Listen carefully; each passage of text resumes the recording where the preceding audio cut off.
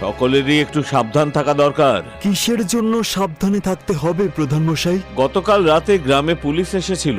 Inspector আমার বাড়িতে এসে এটাই জানালেন যে এই গ্রামে একটি ভয়ঙ্কর ডাকাত এসেছে। ডাকাত? কিন্তু কোথায়? আরে সেটাই তো বোঝা যাচ্ছে না যে কোথায় লুকিয়ে আছে সেই ডাকাত। কে জানে যে সকাল হওয়ার আগেই পালিয়ে গেছে। গ্রামের চারদিকে কড়া পাহারার ব্যবস্থা আছে শিবা। অপরিচিত কেউ বাইরে বেরোতেও পারবে না, আর কোনোভাবে কেউ গ্রামের ভেতরেও আসতে পারবে না। যদি ডাকাত মালহার এই গ্রামেই থাকে তাহলে তো এটা খুবই ভয়ঙ্কর ব্যাপার প্রধান মশাই। সেটাই তো ভাবনার।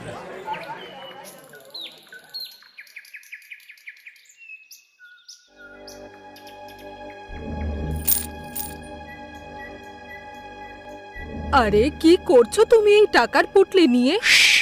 চুপ করো, দেওয়ালেরও কান থাকে। গ্রামে একটা ভয়ঙ্কর ডাকাত এসে গেছে। ডাকাত? হ্যাঁ, সেই জন্যই এই সব ধন বাড়ির উঠোনে লুকিয়ে ফেলি।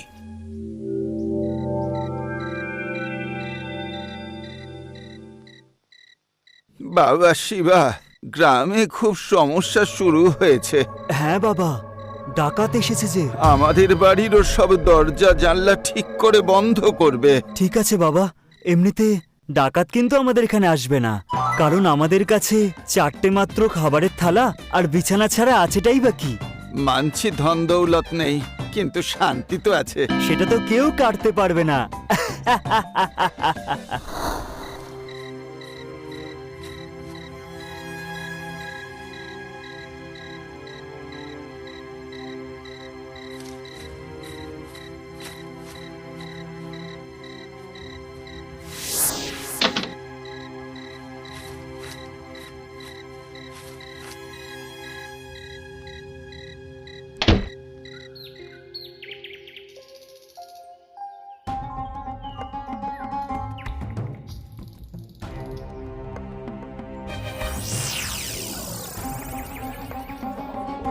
গ্রামের সব জায়গায় পোস্টার লাগিয়ে দিয়েছি প্রধান মশাই। যে দেখতে পাবে সাথে সাথে যেন পুলিশ স্টেশনে খবর দেয়।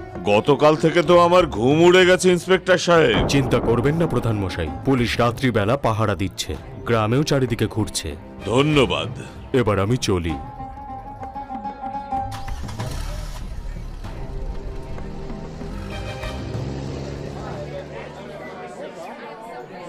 যদি এরকম একটা ডাকাত আমাদের গ্রামে লুকিয়ে থাকে তাহলে এটা গ্রামের জন্য খুবই বিপদ প্রধান মশাই। বুঝতেই পারছি না কখন কার ঘরে ঢুকে যাবে। যদিও পুলিশ পাহারা দিচ্ছে। ঠিক বলেছেন প্রধান মশাই, পুলিশ বাইরে আর ডাকাতরা ভিতরে। যদি কারোর বাড়িতে তারা ঢুকে যায় তাহলে কি করে জানতে পারবে?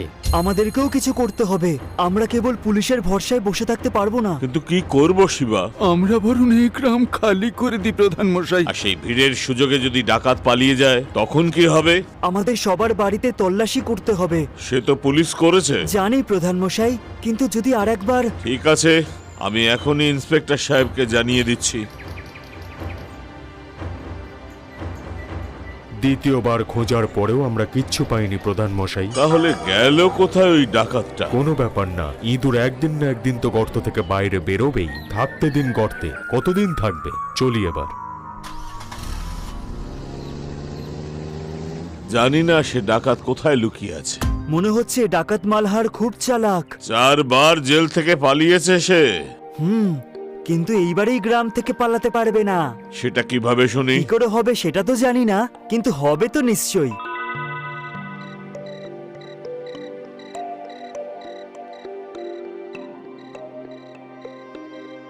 এখনো তুই ঘুমোসনি শিবা?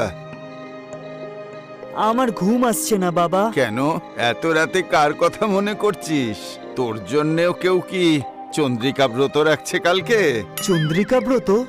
হ্যাঁ বাবা, কাল মহিলারা ওই ব্রত পালন করে।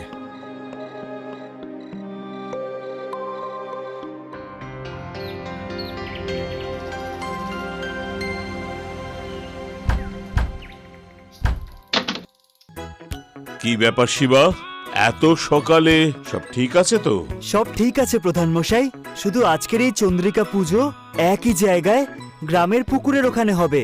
এটা আপনি গোটা গ্রামে বলে দিন। একটাই জায়গায়? কিন্তু কেন? এখনের জন্য আমার কথাটা শুনুন, এতে আমাদের গ্রামের আর আমাদের সবার ভালো হবে। ঠিক আছে, আমি এখনই পুরো গ্রামে এটা জানিয়ে দিচ্ছি।